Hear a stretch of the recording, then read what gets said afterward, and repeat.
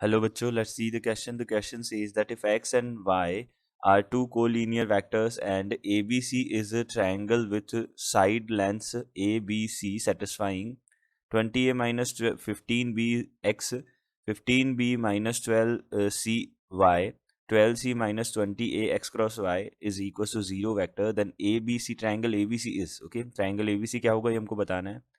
x and y जो है वो क्या है, X and Y vector are collinear vectors. Okay, तो नॉन कोलीनियर वेक्टर्स बोला, सॉरी, कितना है, नॉन कोलीनियर वेक्टर्स. ओके, अब नॉन कोलीनियर वेक्टर्स का मतलब हो गया कि ए वेक्टर जो है वो नहीं हो सकता किसके इक्वल, लेमडा बी के इक्वल नहीं हो सकता. ओके, क्योंकि ये कोलीनियर नहीं है, तो एक दूसरे के मल्टीपल की फॉर्म में हम इसको नहीं लिख सकते. ओके, अब हमको पता है एक्स क्रॉस वाई जो है is, X cross Y vector जो है, X cross Y is a vector perpendicular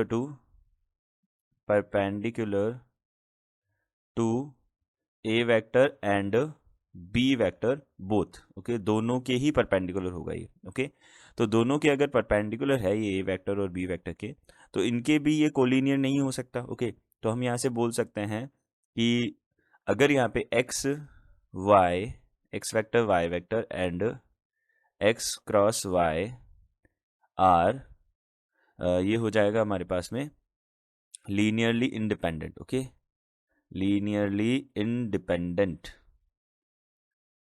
vectors. Okay, तो ये लीनियरली इंडिपेंडेंट वेक्टर्स हो जाएंगे हमारे पास. ओके, तो लीनियरली इंडिपेंडेंट वेक्टर्स की प्रॉपर्टी क्या होती है कि अगर C1 A vector plus C2 B vector plus C3 C vector is equal to 0 हो, तो यहाँ से हम बोलेंगे कि C1 is equal to C2 is equal to C3 is equal to 0. तीनों के तीनों इक्वल टू 0 होता है. ओके, तो हमको यहाँ पे पता है कि ये जो हमारे पास 20a minus 15b X vector plus 15a minus 12c, ठीक है, Y vector plus 12c minus 20a X cross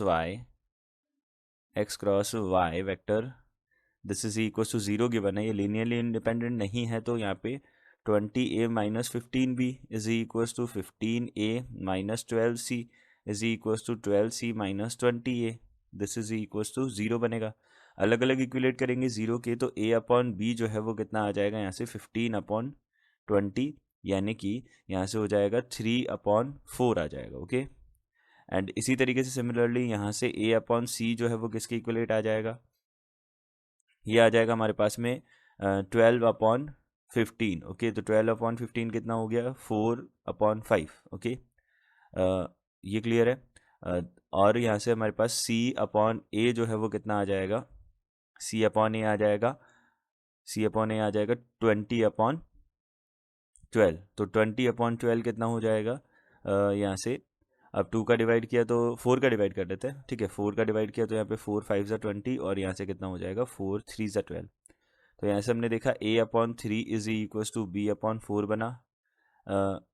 next a upon 4 is equals to c upon 5 बनेगा and c upon 5 is equals to a upon 3 बनेगा. Okay, ये बना. तो हमने देखा total ratio कितना आ गया, a/3 is equals to b/4, this is equals to यहाँ से कितना हो जाएगा c/5 आ जाएगा. ओके, तो यहाँ से हमने बोला कि ए बी सी जो है वो तीनों का रेशियो जो है वो 3:4:5 आ रहा है. तो ये किसके साइड्स हो सकती है, ये साइड्स हो सकती है राइट एंगल ट्राइंगल की. ओके, तो राइट एंगल्ड ट्राइंगल बनेगा. ओके, तो राइट एंगल्ड ट्राइंगल बनेगा. ओके, तो यानी कि सी ऑप्शन जो है वो हमारा करेक्ट ऑप्शन होगा.